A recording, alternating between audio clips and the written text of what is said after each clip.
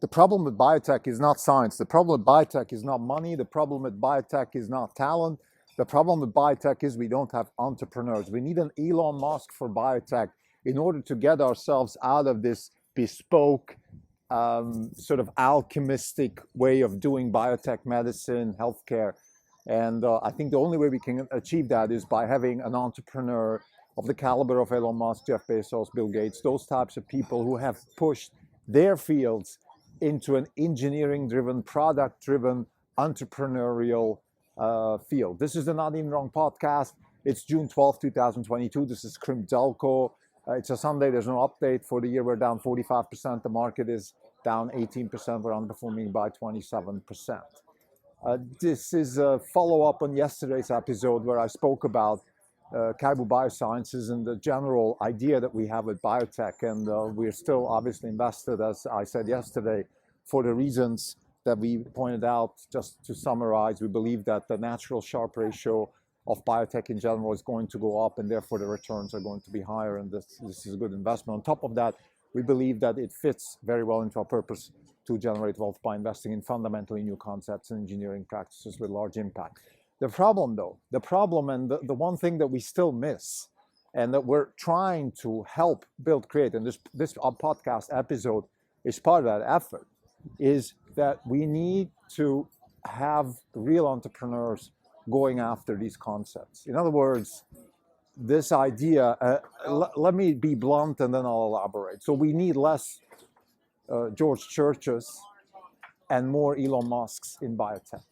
George Church is probably the most famous biotech person right now, and I could add others. I could add Jennifer Doudna and Michel Charpentier and so on, so on, so on, so forth.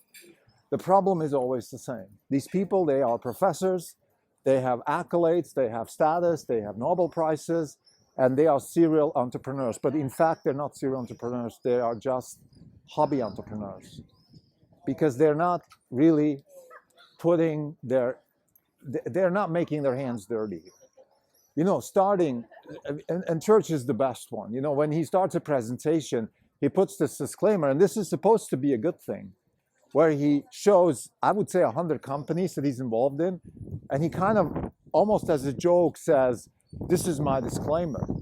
Well, to me, this is not a disclaimer. It says that you're basically a chicken without a head, a very good head, but your head was taken off. You're not focused. You're not an entrepreneur. And this is not about, by the way, this is not even about lack of focus or any of that stuff. I simply think that we need people with cojones. We need people who have the ability to do science, to understand science, and also have the ability to go out there and iterate and be wrong. Because when was the last time George Church was wrong? When was the last time Jennifer Doudna was wrong? Well, I can tell you she was wrong on Friday. Well, she was shown wrong by the market because one of her companies, Caribou Bioscience, showed results in CAR T-cell therapy that were not very good according to Wall Street. And this is something scientists, as a rule, just don't like. They don't like to be told this is not good enough. They might accept a verdict like that from peers. And they go to a conference where there's 10 other people who understand whatever they're talking about. And then somehow, maybe you can put yourself on the pedestal of being one of the top 3 who decide what is and what isn't. What is true, what isn't true, who is successful and who isn't. Instead of being out there, if we take entrepreneurs like Bezos or Musk is still being attacked for not knowing what he's doing, for not being professional, for not being an academic, and all that stuff. Even now that he's created trillion-dollar industries, that he's created SpaceX and Tesla and all these other industries. There's a pivotal moment in the development of Elon Musk's story when he went to, I believe it was Cambridge, Massachusetts, and he gave a presentation at the MIT Aerospace Department. He gave a presentation at the MIT Aerospace Department. This was maybe 10 years ago. And he spoke about SpaceX. And what was striking about this is that, well, isn't the Aerospace Department supposed to talk to Musk about what's possible instead of the other way around? And this, to me, is the exact proof of we need exactly the same thing. We need somebody to go to the Broad Institute at Harvard or someplace like that and tell all those PhDs what actually is possible.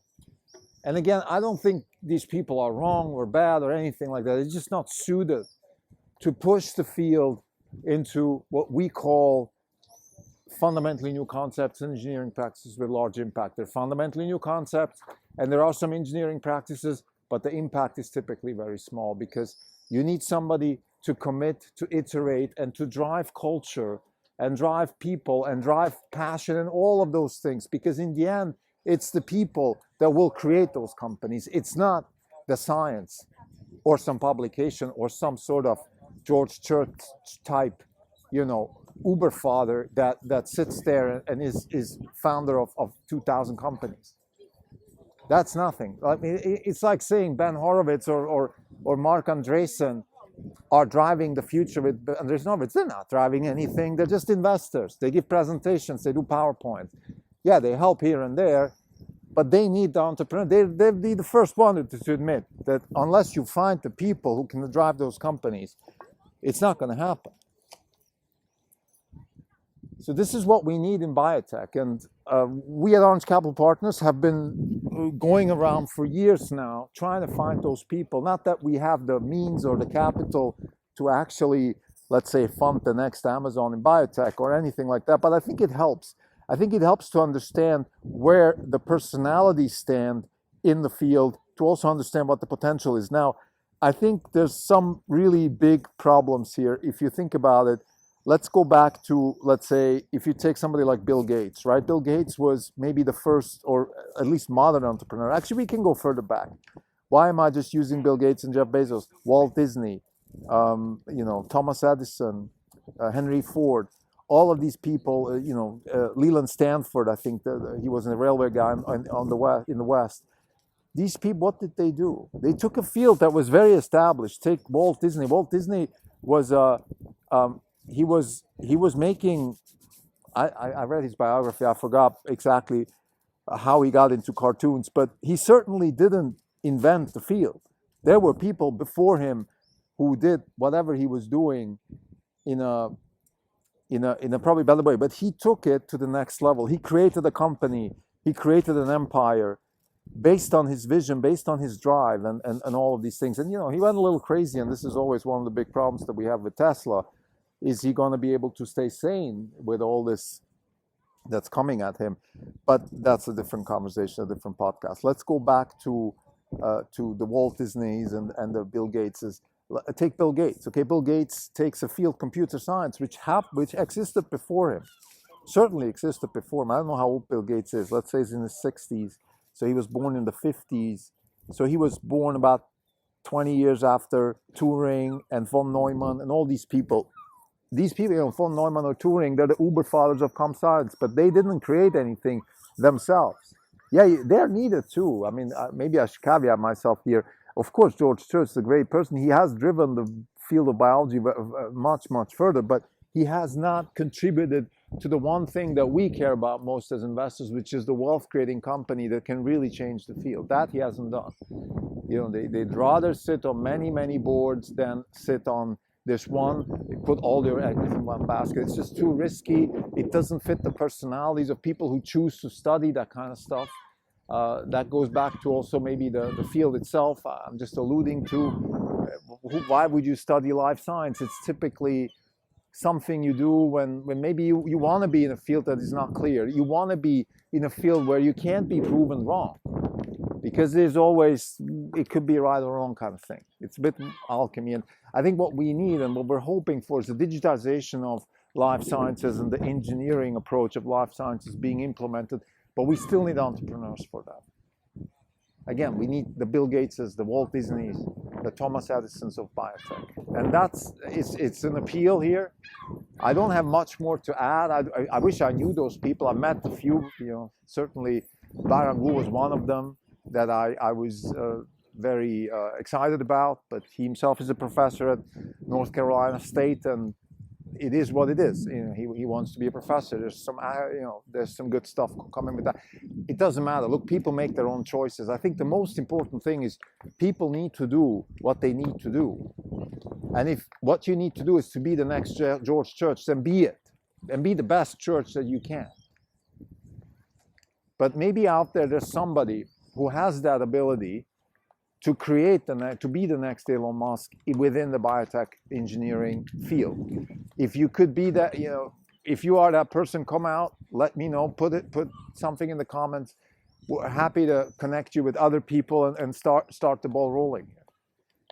We need somebody to have that itching, that drive, like those people that I just said. Again, I'm starting with Thomas Edison, Walt Disney, Henry Ford, all the way to Elon Musk. We need those people in every field. But I think because biotech is, allegedly the field of the 21st century, because we are at the cusp of, let's say, to use the analogy, we just invented the transistor with CRISPR. We know how to not just read and understand some parts of the genome, but we can also write it now. Once we know how to write it, we will understand it much better, because by writing it, we see how we change it, and then we start learning, and iteration can go on, and we're back to the natural sharp edge. To summarize, in order to drive biotech to the field where we think it should be, which is a wealth-creating field of transformative change, we need more Elon Musks and less George Churches. Nothing against George Church, but we need less of these professors who have their feet in all kinds of waters. We need people that commit fully to one company, one project, and then within that project, they can do several things, the same way Tesla is doing AI and batteries and solar. That's fine, but it has to be within the context of one big risk-taking endeavor. Thank you.